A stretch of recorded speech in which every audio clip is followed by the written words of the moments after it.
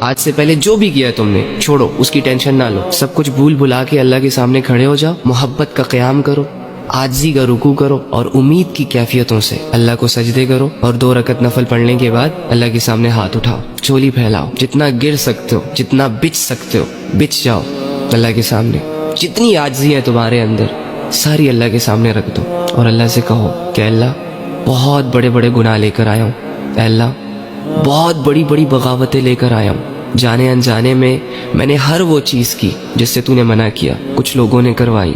کچھ اپنی مرضی سے کی، اے اللہ یہ چھپن چھپائی کی زندگی مجھ سے مزید نہیں جی جا رہی، میں اب تیرے سے جڑنا چاہتا ہوں، میں آیا ہوں اپنا جرم قبول کرنے، اپنے گناہوں کو معاف کروانے، کیونکہ ایک آیت میرے کانوں تک پہنچی ہے، اور میں اگر تم سے ایک پرسنل بات شیئر کروں اپنی، جب زندگی تنگ ہو چکی تھی مجھ پر، جب لوگ نہیں سمجھ رہے تھے مجھے، جب مجھے میرے گناہ اور میرے گندے اعمال ڈرا رہے تھے، تو قرآن کی اس آیت نے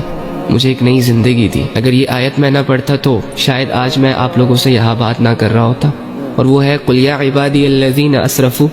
عَلَىٰ أَنفُسِهِمْ لَا تَقْنَطُوا مِن رَحْمَةِ اللَّهِ، کہ اے نبی میرے ان بندوں کے پاس جاؤ جنہوں نے اپنی جانوں پر ظلم کیا، گناہ کیے بہت بڑے بڑے لیول کے،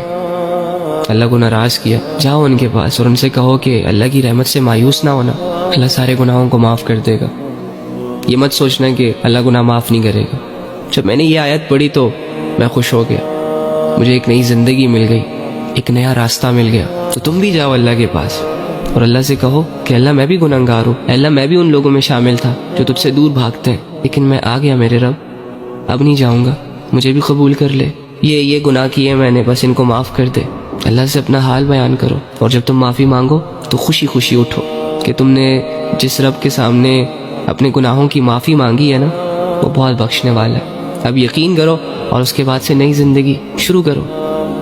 کیا مشکل ہے اس میں؟ چھوڑ دو بے حیائی، چھوڑ دو گناہ، چھوڑ دو غفلتیں۔ کتنی دفعہ کی ہیں تم نے یہ ساری چیزیں، کیا فائدہ ملا؟ کچھ بھی نہیں، آگے بھی نہیں ملنے والا۔ بس پھر اپنی زندگی عبادتوں کے ساتھ جوڑ لینا، علم کے ساتھ جوڑنا، اچھے لوگوں کے ساتھ اٹھنا بیٹھنا، سب ٹھیک ہو جائے گا۔ اور جو بھی حالت اللہ رب العزت کی طرف سے تم پر آئے اس پر صبر کرنا، اس پر راضی رہنا، اور اللہ سے کہنا کہ اللہ حالت تو بڑی مشکل ہے، لیکن اگر اس مشکل حال میں تیری رضا مجھے مل رہی ہے تو اٹس اوکے، ٹھیک ہے۔ ہاں دنیا کی پرواہ نہ کرو، اپنے آپ کو اللہ سے جوڑو گے تو ایک مضبوط انسان بن کر لوگوں کے سامنے آ پاؤ گے۔ اگر اللہ سے دور بھاگتے رہے تو باوجود اس کے کہ دنیا میں تمہارے نام کے چرچے ہوگے، لیکن تم اپنے آپ کو کبھی بھی مطمئن نہیں کر سکو گے، ٹھیک ہے۔